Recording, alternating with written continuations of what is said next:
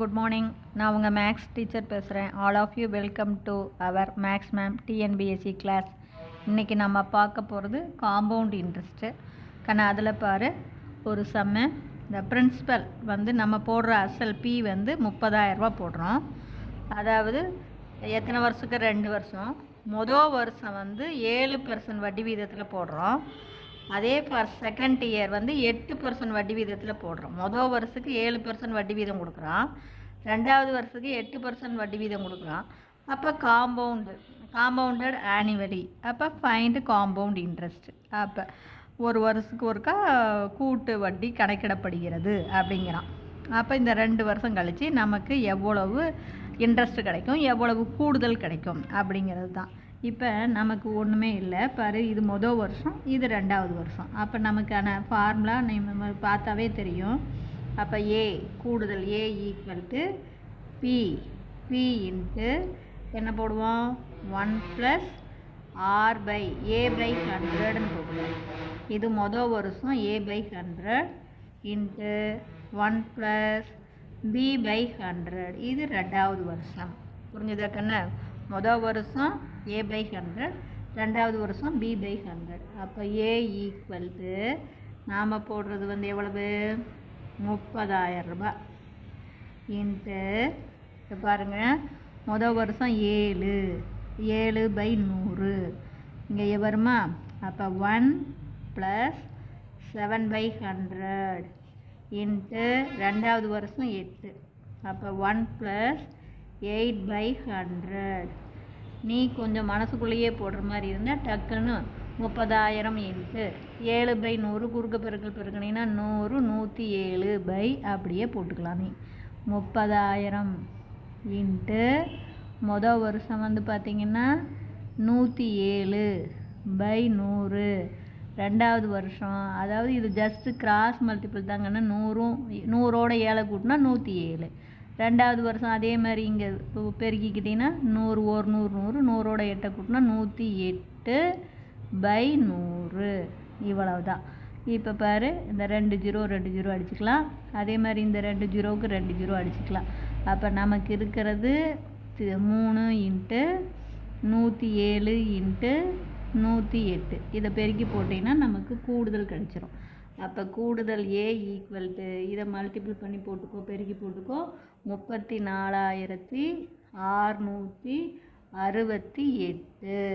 அப்போ இதிலிருந்து compound interest எவ்வளவு? நாம் போட்டது 30,000, நமக்கு 34,628. அப்போ எவ்வளோ அதிகமாக கிடச்சிருக்கு? 4,668 ரூபா நமக்கு என்ன இன்ட்ரெஸ்ட்டாக வந்திருக்கு. இவ்வளவு தான். இது புரிஞ்சுதா கண்ணு?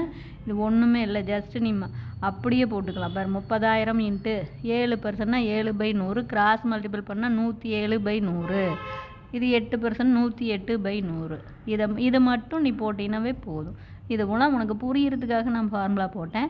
நீ டக்குன்னு போடுறதா இருந்தால் 30,000 இன்ட்டு பாரு, இது 7% அப்படிங்கும்போது 107/100 மொதல் வருஷத்துக்கு. 2வது வருஷம் 8% அப்படின்னா பாரு, இதை வந்து கிராஸ் மல்டிபிள் பண்ணும்போது உனக்கு 108 தானே. அப்படியே டக்குன்னு 108/100 அப்படின்னு போட்டு அடித்து போட்டு பெருக்கி போட்டிங்கன்னா உனக்கு டக்குன்னு ஆன்சர். இந்த ஸ்டெப்பு தான் ரொம்ப ரொம்ப ரொம்ப ரொம்ப முக்கியமான இது. இதை மட்டும் நல்லா கவனமாக வச்சுக்கோ, இது எப்படி வருது அப்படிங்கிறது. இப்போ புரிஞ்சுதான்? Wish you all the best. அடுத்த கணக்கு பாருங்கள். இந்த பிரின்சிபல் பி அசல் நம்ம போடுற அசல் வந்து 10,000 ரூபா. எவ்வளோ வட்டி வீதம்? ரேட் ஆஃப் இன்ட்ரெஸ்ட் வந்து 8% per annum. ஒரு வருஷத்துக்கு 8% வட்டி வீதம் கொடுக்குறான். எத்தனை வருஷத்துக்கு? 2.25 வருஷம். 2 வருஷம் 3/4. 2.25 வருஷத்துக்கு நம்ம இன்ட்ரெஸ்ட் கண்டுபிடிக்கணும். Compounded yearly. அப்போ கூட்டு வட்டி வந்து வருஷம் ஒரு தரம் கணக்கிடுறாங்கன்னு அர்த்தம். நம்ம 10,000 ரூபா போடுறோம், அதுக்கு 8% வருஷத்துக்கு வட்டி வீதம் கொடுத்தா 2.25 வருஷத்தில் கூட்டு வட்டி நமக்கு எவ்வளவு கிடைக்கும்? வருஷம் ஒரு தரம் வட்டி கணக்கிடப்பட்டால் கூட்டு வட்டி எவ்வளவு கிடைக்கும்? இவ்வளவு தான் நம்ம கணக்குடைய மேட்ரு. இப்படி வந்து ஃப்ராக்ஷன். அப்போ நம்ம வருஷம் கொடுத்த வருஷம் ஃப்ராக்ஷனில் இருந்தால் இந்த முழு வருஷத்துக்கு தனியாக போடணும், இதுக்கு தனியாக போடணும். இது எல்லாமே ஒட்டுக்க எடுத்துக்கிட்டு போட்டு குழப்பிக்கக்கூடாது. இந்த 2 வருஷம் ஒரு இது வந்து தனி. அப்போ இதுக்கான ஃபார்முலா பாருங்கள். அப்போ ஏ ஈக்குவல் டு, அப்போ தேர்ஃபோர் அதுக்கான ஏ ஈக்குவல் டு பி இன்ட்டு என்ன போடுவோம், 1 ப்ளஸ் நமக்கு R/100 ஹோல் பவர் n, இது முழு வருஷம், இன்ட்டு அதே 1 ப்ளஸ் இந்த பின்னம் தனியாக A/Bன்னு வச்சுக்கலாம், இன்ட்டு அதே R/100. இது ஃப்ராக்ஷன், நமக்கு கொடுத்துருக்கிற ஃப்ராக்ஷன், இது முழு வருஷம், இவ்வளவு தான். அப்போ நம்ம பார்த்திங்கன்னா இங்கே பாரு, இது P நமக்கு 10,000. புரியுதா தங்கம்?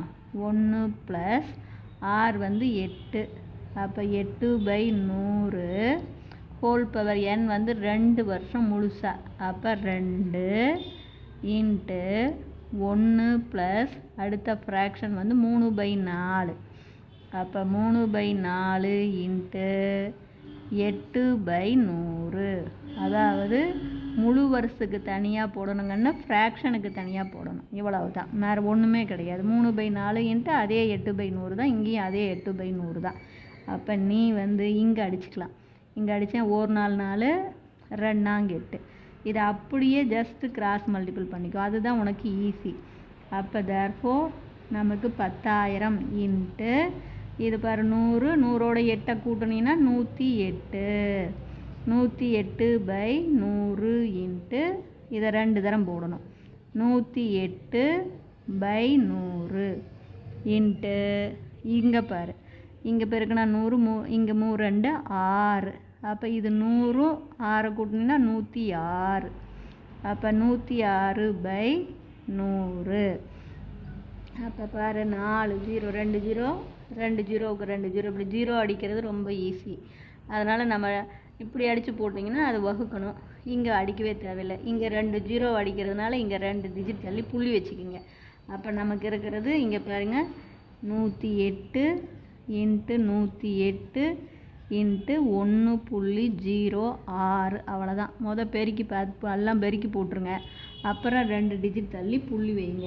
அப்போ போட்டோம்னா உங்களுக்கு ஏ அமௌண்ட்டு பெருக்கி போடும்போது எவ்வளோ வரும்னா 12,363 ரூபா 84 பைசா வரும். இப்போ புரிஞ்சுதுங்களா? இப்போ தேர்ஃபோர் இது நமக்கு கூடுதல். இதிலிருந்து காம்பவுண்ட் இன்ட்ரெஸ்ட் நாம் போட்டது 10,000 தான், நமக்கு கூடுதலாக எவ்வளோ கிடச்சிருக்கு, 2,363 ரூபா 84 பைசா நமக்கு கிடைச்சிருக்குது. புரியுதுங்களா? இதுதான் நமக்கு காம்பவுண்டு இன்ட்ரெஸ்ட்டு. இவ்வளவு தான், ஒன்றுமே இல்லை. இப்படி போட்டிங்கன்னா பெருக்கிறது ரொம்ப ஈஸி. நடுவாண்ட 0வால் பெருக்க தேவையில்லை, 6ஆம் வாய்ப்பாடு 8ஆம் வாய்ப்பாடு தான், அதுனா வகுத்து போடணும். இப்படி போட்டுக்குங்க, இதுதான் உங்களுக்கு ரொம்ப ரொம்ப ரொம்ப ஈஸி. புரியுதாக்கன்னு? ஜஸ்ட்டு நீங்கள் ரொம்ப டக்குன்னு போடுறவங்க அப்படின்னா 10,000 இன்ட்டு இது 8, அப்போ 8னா என்ன, கிராஸ் மல்டிபிள் 8/100 8%, அப்போ 108/100 2 தரம் போட்டுக்கணும். அடுத்தது என்ன போடணும், இங்கே இந்த ஃப்ராக்ஷனுக்கு 3/4 இன்ட்டு 8 அடித்து போட்டிங்கன்னா 6, அப்போ 106/100.